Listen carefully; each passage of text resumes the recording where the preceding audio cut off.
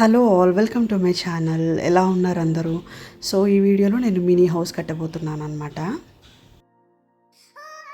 మనం బేస్ ఏదైతే తీసుకుంటామో దానికి ముందుగానే ఒక లైన్ డ్రా చేసుకోవాలన్నమాట. ఎందుకంటే కొంచెం స్పేస్ ఇచ్చి మనం బ్రిక్స్ పెట్టాలి. రూఫ్ దానికన్నా ముందు వస్తుంది కాబట్టి ఏంటంటే ఒక లైన్ డ్రా చేసుకోవాలి. సో నేనైతే సిమెంట్ యూస్ చేస్తున్నాను ఇవి స్టిక్ చేయడానికి. ఈ బ్రిక్స్ అండ్ సిమెంట్ నేను చాలా ఐటమ్స్ వచ్చేసి మాదాపూర్లో షాప్ ఉంటుందన్నమాట, ఇట్స్ అని, అక్కడ తీసుకున్నాను. మనకి ఆన్లైన్లో కూడా ఈ కిట్ అవైలబుల్గా ఉంటుంది, బట్ నేను ఇండివిజువల్గా తీసుకున్నాను అన్ని. ఇలా స్టిక్ చేస్తున్నాను చూడండి. అండ్ ఈ డోర్ అనమాట నాకు చాలా నచ్చింది. ఇది ఓపెన్ కూడా చేయొచ్చు మనం. సో దాన్ని నేను ఇక్కడ ప్లేస్ చేస్తున్నాను.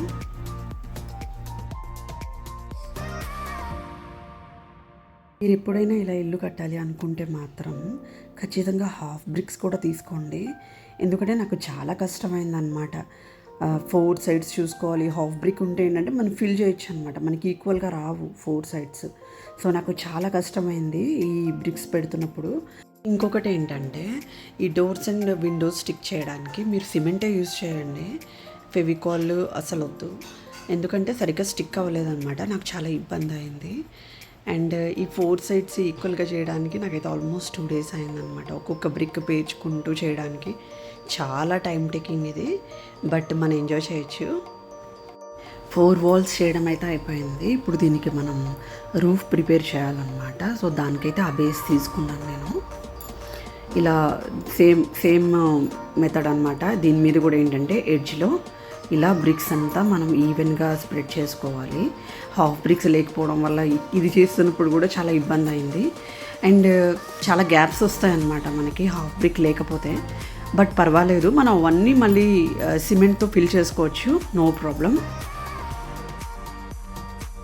రూఫ్ పార్ట్ ప్లేస్ చేసుకోవడానికి మళ్ళీ సిమెంట్ ఇలా ఈవెన్గా స్ప్రెడ్ చేస్తున్నాను.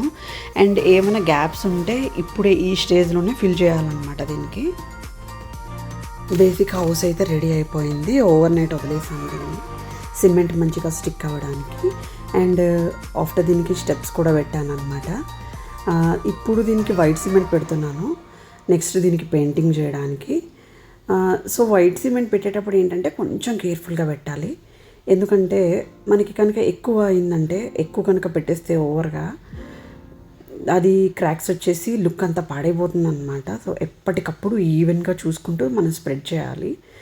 అండ్ అంతా అయిపోయి డ్రై అయిపోయిన తర్వాత ఏంటంటే ఇట్లా ఎక్సెస్ ఉన్నవన్నీ ఏంటంటే రిమూవ్ చేస్తున్నాను అనమాట, ఈ టూల్స్ యూజ్ చేసి మనకి ఫినిషింగ్ మంచిగా ఉండడానికి.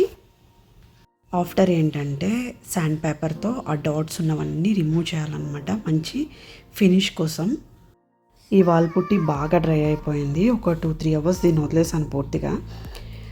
మనం వెట్టిగా ఉన్నప్పుడు ఏంటంటే కొంచెం తడి ఉన్న దీనికి మనం పెయింటింగ్ చేయకూడదు. చేస్తే ఏంటంటే క్రాక్స్ వచ్చేస్తాయి అన్నమాట. నేను ఈ హౌస్ పెయింటింగ్ చేయడానికి ఈ 2 colors యూస్ చేస్తున్నాను, చాక్ పెయింట్స్.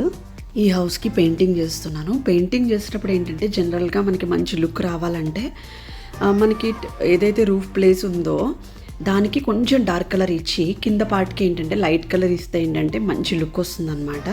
అండ్ పెయింటింగ్లో కూడా మనం చాలా మిస్టేక్స్ని కవర్ చేయొచ్చు.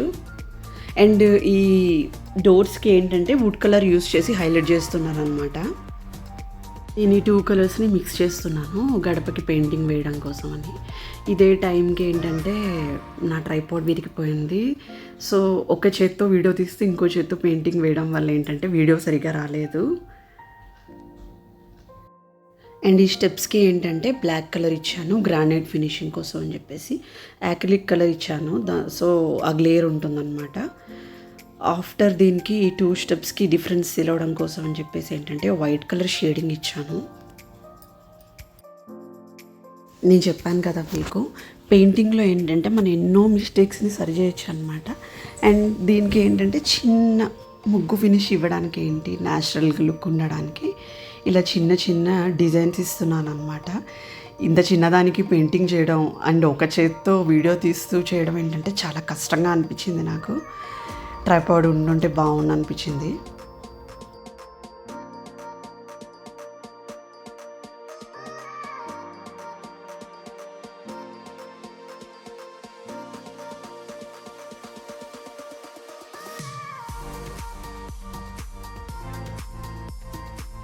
సో మన హౌస్కి పెయింటింగ్ వేయడం అయిపోయింది. ఇప్పుడు ఏంటంటే దీనికి ముందు చిన్న ముగ్గు నిన్న వేసాను కదా నేను 100 Days of Artలో పార్ట్.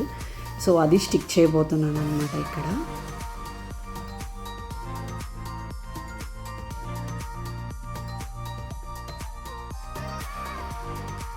సో ఇప్పుడు ఈ ఎంటీ ఏరియా అంతా ఏంటంటే నేను ఈ గ్రాస్ మ్యాట్ తీసుకొని దీన్ని స్టిక్ చేయబోతున్నాను అనమాట. సో కేర్ఫుల్గా ఏంటంటే ఫస్ట్ ఎడ్జ్ లైన్ వదిలేసి నేను ఇట్లా ప్లేస్ చేసుకుంటున్నాను. ఎప్పటికప్పుడు మెజర్ చేసుకుంటూ కట్ చేసి మనం స్టిక్ చేయాలన్నమాట.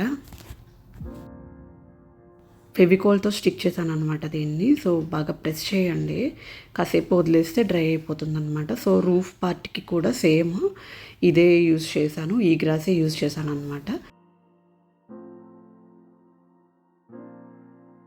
క్లే కటర్ టూల్ యూజ్ చేసి ఏంటంటే ఆ గ్యాప్స్ అంతా కూడా ఈ గ్రాస్ని కట్ చేసి ఫిల్ చేశాను అనమాట. ఇదే కాదు, ఏదైనా ఇంకా మనం షార్ప్గా ఉండే ఆబ్జెక్ట్స్ ఏదైనా యూజ్ చేసి ఈ గ్యాప్స్ మనం ఫిల్ చేయొచ్చు అనమాట. బట్ ఏంటంటే లుక్ రావడం కోసం ఏంటంటే ఎప్పటికప్పుడు మెజర్ చేసుకుంటూ కట్ చేస్తూ ప్లేస్ చేయాలి.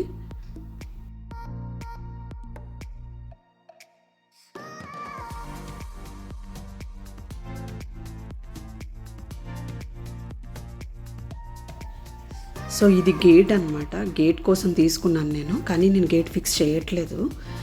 వాటికి స్పేస్ వదిలేసి నేను కట్ చేశాను అనమాట. గేట్ పెడితే ఈ లుక్ నాకు కనిపించట్లేదు, అందుకని చెప్పి అది లీవ్ చేసి నెక్స్ట్ ల్యాంప్స్ ఇక్కడ అంటిద్దామని చెప్పి ఫిక్స్ చేశాను. నెక్స్ట్ ఎడ్జెస్కి లుక్ రావడం కోసం ఏంటంటే ఈ మ్యాట్ తీసుకున్నాను, మెజర్ చేసుకుని కట్ చేసి స్టిక్ చేశాను ఫెవికాల్తో.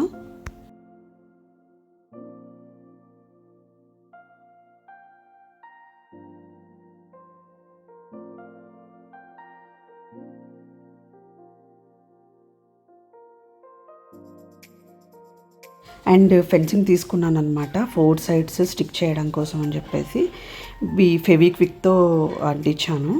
చాలా కష్టమైంది అది అంటుకోవడం మాత్రం. అండ్ ఈ చిన్న చిన్న ఏరియాలు ఏది కూడా మిస్ చేయకుండా ఏంటంటే ఈ గ్రాస్తో స్టిక్ చేసేసాను. సో ఫైనల్ లుక్ అయితే ఇది.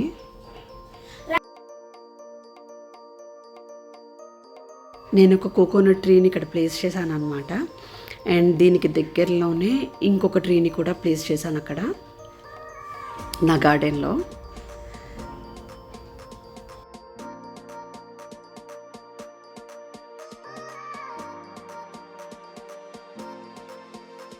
అండ్ ఈ ఎంట్రన్స్లో లుక్ రావడం కోసం అని ఏంటంటే బోత్ సైడ్స్ చిన్న చిన్న పైన్ ట్రీస్ని స్టిక్ చేశాను అనమాట. చాలా కష్టమైంది, ఈ పైన్ ట్రీస్ స్టిక్ చేయడం మాత్రం చాలా కష్టమైంది.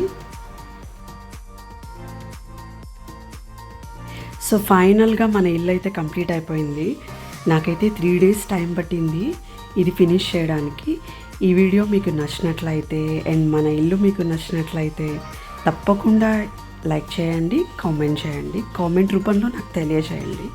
Thanks for watching my video. Radhe Krishna.